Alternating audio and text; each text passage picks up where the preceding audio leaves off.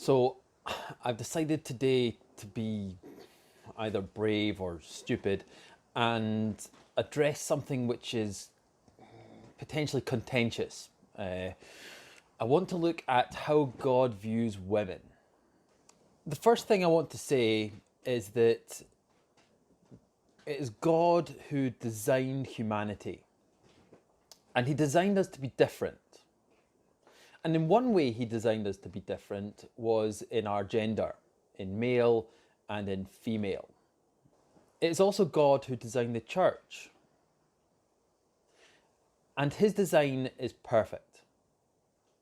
We, as fallen humans, often make a problem with this.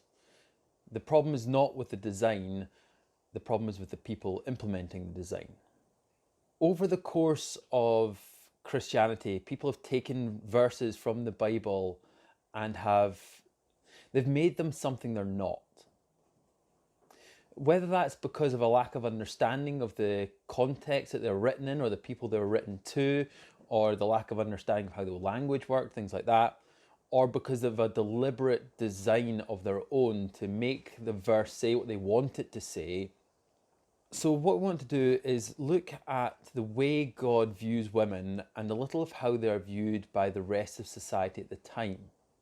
Because it's in that societal context that we can see how Christianity is so different and was such a huge step forward for the rights of women.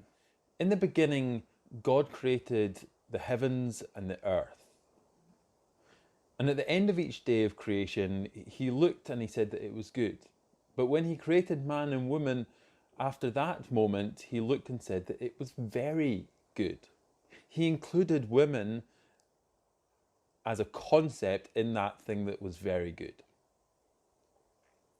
However, we look not too much further into Genesis when we see that the serpent came in and deceived Eve.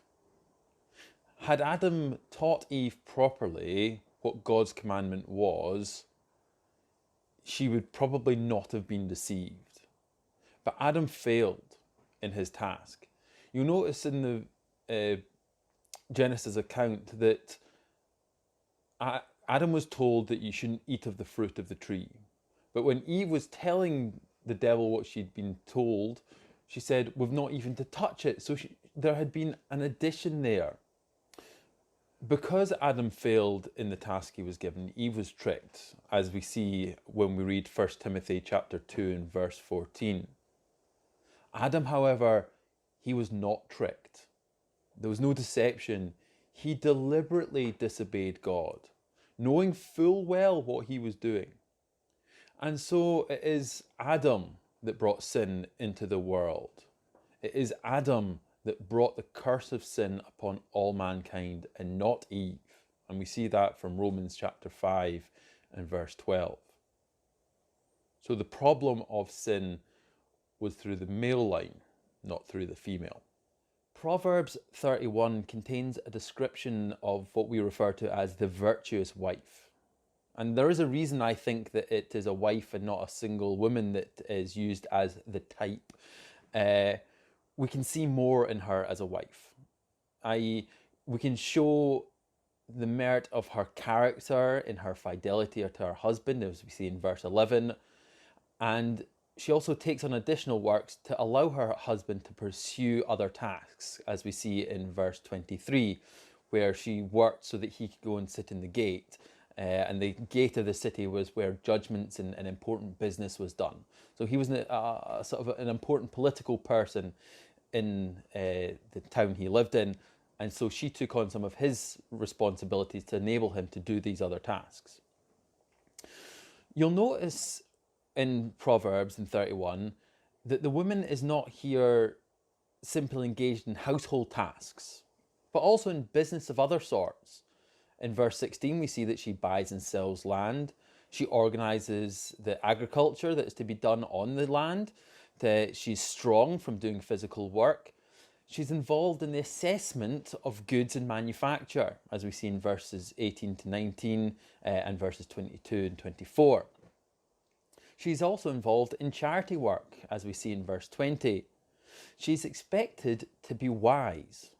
and to share that wisdom with others.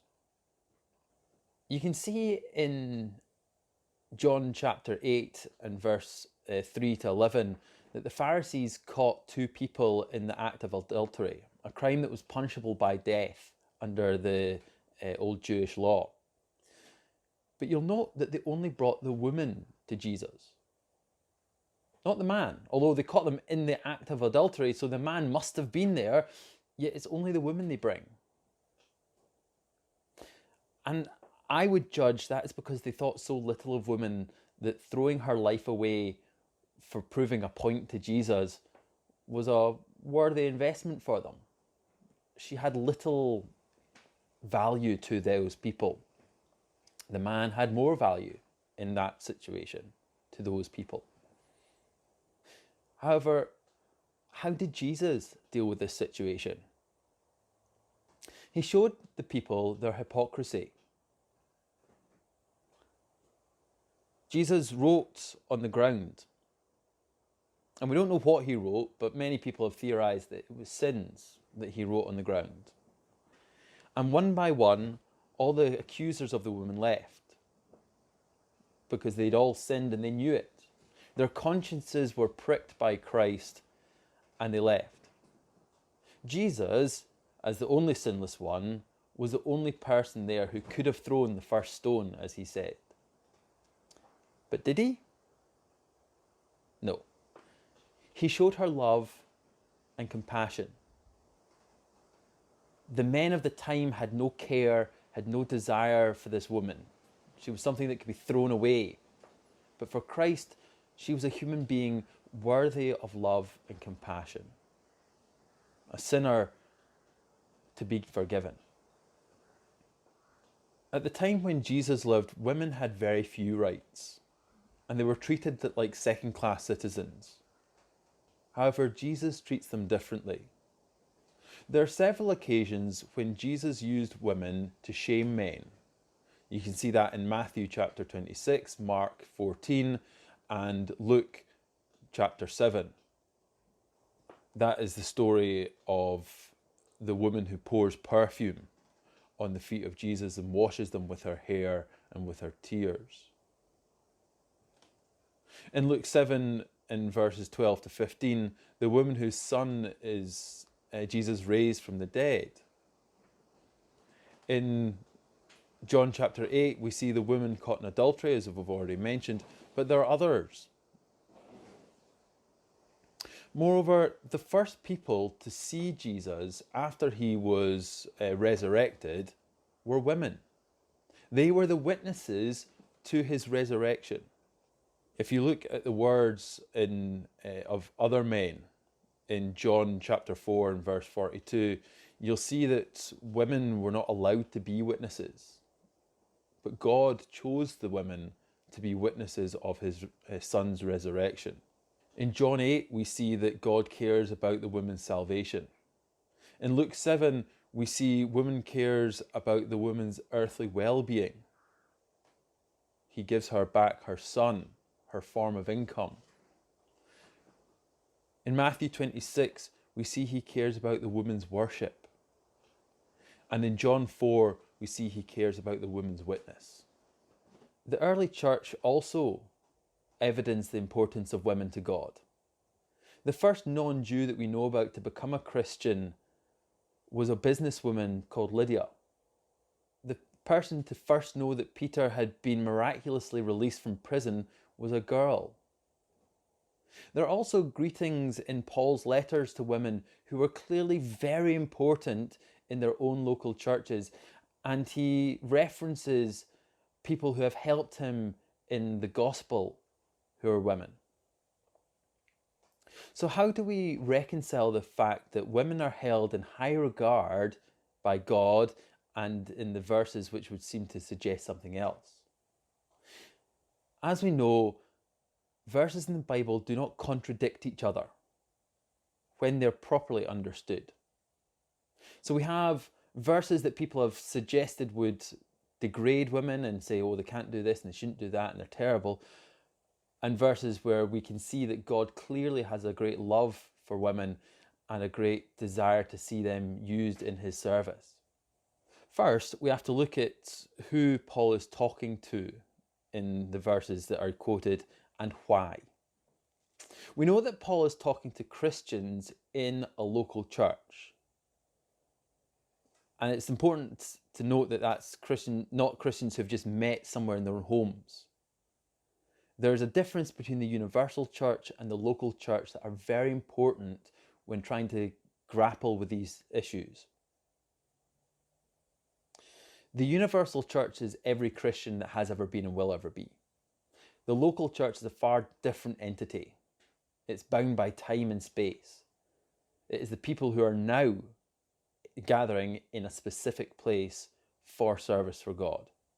There's a list of requirements for a local church and how it is to be run. That's a little off topic for today, but just know that it exists. And there's other videos produced that you can look at for that. The local church only exists when the members are together in one place for prescribed tasks or activities. And these are quite limited in what they are. And there are some things that you might consider to be church activities which are not church activities, despite the fact they're being held in a church building. In church activities and that local assembly, in that specific time and place, there are certain restrictions placed upon women. When my church meet together on a Sunday morning to break and eat the bread and to drink the wine, the men will pray audibly. The women are expected not to pray audibly. And you might say, well, that's terrible. Why should the women not pray audibly? Well, that is what God has decided should be in his church. But you'll also notice that there's an expectation upon the men that they will pray audibly. So it's a two-headed coin here. There's a responsibility of the woman to remain silent, and there's a responsibility on the man to not be silent, but instead to lift up his heart in worship to God and lead others in that way. However, as soon as the service is over, there's no rule about women remaining silent. The women are at total liberty to talk as much as they would like, because different rules apply, because the church is no longer meeting together as the Bible would suggest it is. So we have to ask ourselves, well, does this mean that God views men as superior to women? And the answer is very clear. No, men are not superior to women in God's eyes. We see this from 1 Corinthians in chapter 11, where Paul deals with the subject of headship in the church. Most people don't really understand the difference between headship and lordship because they don't exist in the same way in our society anymore. But lordship is effectively do what you're told because I'm telling you to do it. I have an authority over you that you cannot avoid.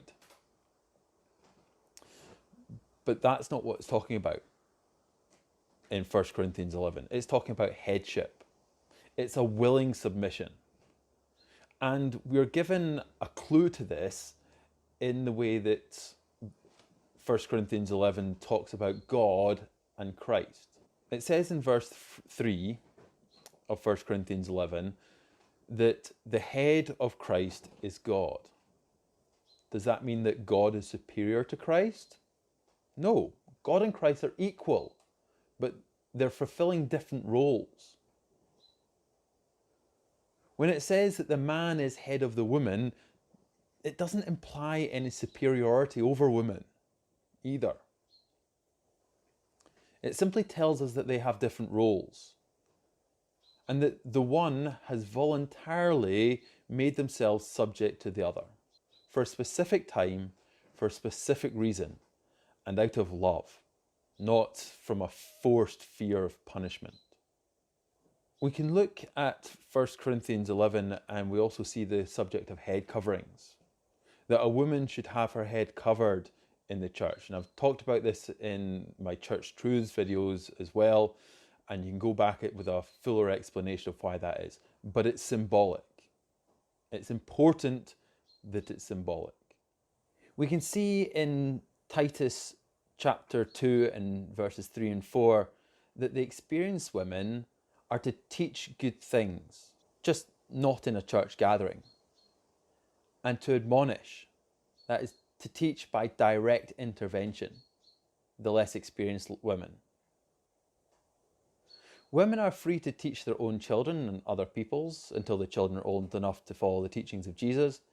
They cannot become part of a local church. And women teaching is only a problem in the context of the gathering of a local assembly. And as we've already discussed, that is a very specific time for a very specific reason. It is expected that the women should be teaching others.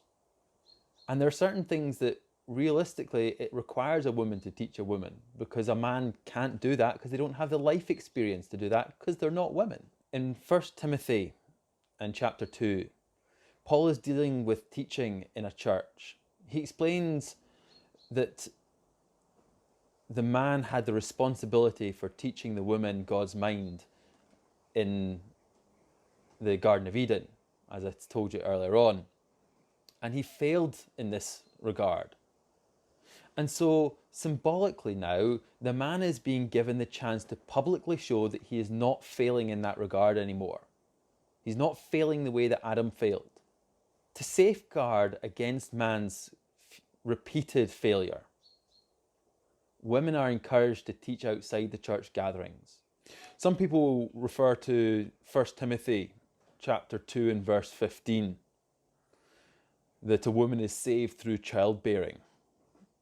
And you'll note that it comes directly after speaking about public service in the local church. We know that salvation for all people comes through faith in Jesus and in Jesus alone. It's not of any works of any kind. We know this because of Ephesians chapter 2 and verse 8. So when it talks of salvation, it cannot be eternal salvation that it's talking about. Just can't. So it must mean something else. And I would suggest that the only logical explanation for this is that it's saving them from the shame of not being able to serve God as fully as if they were single ladies without a family to have responsibility for. In 1 Corinthians and chapter 7, Paul recommends that being single is the best way to serve God. An unmarried woman can care for the things of the Lord, that she may be holy both in body and in spirit. A married woman has practical problems that she has to worry about, how to please her husband, etc. Exactly the same things are said about a married man in the 33rd verse of that same chapter. If Paul's ideal is for a woman to remain unmarried, then it cannot be true that a woman's chief aim is to get married and raise children. It's simply her raising of her children is a way to serve God, so that when she can't serve God in the same way a single woman could, she's not shamed that way. So we can see that God considers women to be equal with men in status, but he has appointed them different roles within a church, very important roles that they ought to be fulfilling. You'll notice also, he's not given men all the same roles either. Some men have wisdom, some have knowledge, and some have faith. Some are teachers and others are helpers, from 1 Corinthians chapter 12. And then in 1 Timothy chapter 3, some men are bishops, i.e. shepherds, and some are deacons, they're ministers, servants. We see that outside of local church gatherings, women can engage in all manner of work with honour, including being in positions of authority over men in their employment. There's a verse that refers to not usurping the authority of a man. That is not in the world, that is not for all women everywhere. That is within a church, within a local church, during a local church gathering. Very important that we differentiate between these things so we don't get confused and neuter our church from being able to actively serve God the way it's designed to. Women are incredibly important in God's plan, and we shouldn't stop them serving out of fear, out of pride, out of a misunderstanding of what the Bible actually teaches. So hopefully this has been helpful. Hopefully this has been encouraging. Hopefully it hasn't been too offensive.